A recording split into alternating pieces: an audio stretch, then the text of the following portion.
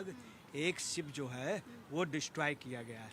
अभी तक चूंकि भारत की खबर नहीं आई, परंतु वो शिप अपने लोगों से रिलेटेड था।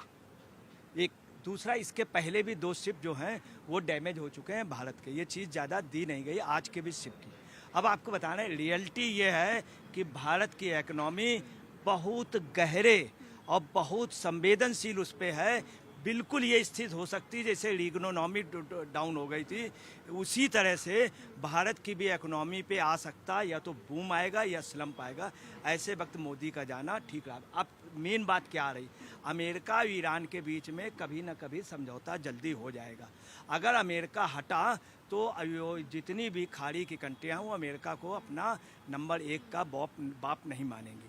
दूसरा, जापान और कोरिया भी अपनी सेना बनाने के लिए कह रहे हैं। अमेरिका का पावर घटेगा, रसिया का पावर बढ़ेगा। ऐसे वक्त क्या है, अमेरिकन का नुकसान होगा, डॉलर का नुकसान होगा, और भारत ने अगर समझौता कर लिया इससे सऊदी अरेबिया वगैरह से, तो भारत के हित में होगा। दूसरी, सोने की आपको बताते हैं, मोरारजी देसाई के समय सोना बेचा गया।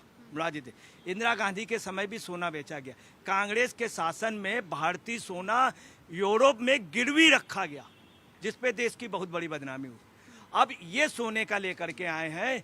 ये अगर सोने की यही नीति पहले ले आते हैं तो शायद ज़्यादा इनको बंगाल में फ़ायदा होता, परंतु इन्होंने महंगाई वगैरह उस समय राजनीतिक रूप में पूरा राजनीतिक सोच करके उन्होंने जो भी हो। मगर अब आपको बताना है, उससे ज़्यादा ये है कि मोदी के लिए सबसे कठिन वक्त है और भारत की इकोनॉमी के लिए, और अगर उसका कुछ भी डाउन हुआ तो ये मौजूदा गवर्नमेंट मानी जाएगी। अब आपको बता रहे हैं, मनमोहन सिंह और नरसिंहा राव, इन्होंने भी आर्थिक विकास में प्रयास किए थे, मनमोहन सिंह ने किए थे, मगर वहाँ कांग्रेस के बड़े नेताओं ने कह दिया नहीं, कोलगेट हमारे इतने आदमी को इतना कमीशन दे दो, इतना, सब पकड़े गए। कोलगेट घोटाला यही।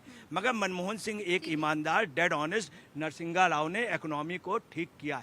मगर इस देश में अफसोस की बात यह है, जिस व्यक्ति को नोबेल मिला भारतीय इकोनॉमी और बांग्लादेश की इकोनॉमी, अमर्त्य सेन, उसको राजीव गांधी ने वित्त मंत्री नहीं बनाया, उसको बनाना चाहिए। मनमोहन सिंह से काफ़ी क्वालिफाई, मगर मनमोहन सिंह बेदाग थे, मगर अमर्त्य सेन इनसे भी बहुत आगे थे। ये राजीव गांधी की व्यक्तिगत कमी थी, क्योंकि अमर्त्य सेन चमचे नहीं थे, पत्ते चाट नहीं थे। एनर्जी क्राइसिस है इस वक्त, और ऐसे में अगर भारत इस तरह के रास्ते ढूंढ रहा है तो क्या ग्लोबल एंगेजमेंट यहाँ पर सही नहीं है? बिल्कुल सही है। जैसे ये कह रहे थे कि मिडिल ईस्ट में हो रहा है तो हमसे क्या फ़र्क पड़ता है। अरे भाई, हम हर चीज़ खुद नहीं बना सकते, हम हर चीज़ खुद पैदा नहीं कर सकते, तो अलग अलग कंट्रीज से अलग अलग चीज़ें ली जाती हैं और दी जाती हैं। ये इसी तरीके से चलता है। तो उनको ये थोड़ा सा समझना पड़ेगा कि ये जब आर्थिक संकट इस तरीके से आया है, वैश्विक संकट आया है, तो भारतवर्ष पे भी उसका इम्पैक्ट पड़ेगा ही पड़ेगा। लेकिन सराहनीय प्रयास सरकार द्वारा किया जा रहा है। जितना अधिक से अधिक प्रयास किया जाता है उतने ही अच्छी बेनिफिट्स आएंगे, लेकिन समय लगता है। अब ये समय देने को नहीं तैयार हैं, ये हर चीज में नेगेटिविटी देखेंगे, तो मुझे कुछ समझ में नहीं आता। तो पक्ष है और विपक्ष है, उनकी अपनी अपनी राय है। प्रधानमंत्री मोदी के इस दौरे पर सबकी निगाहें टिकी हुई है, क्योंकि आपको मालूम है 5 देशों की यात्रा पर प्रधानमंत्री मोदी, और सबसे पहला पड़ाव था यूएई, जहां पर कई बड़ी डील्स और समझौते हुए हैं। अब देखना होगा कि प्रधानमंत्री मोदी का जो ये विजिट है कितना गेम चेंजर होता है। बने रहिए भारत 24 के साथ। आज जनता की आवाज में बस इतना ही।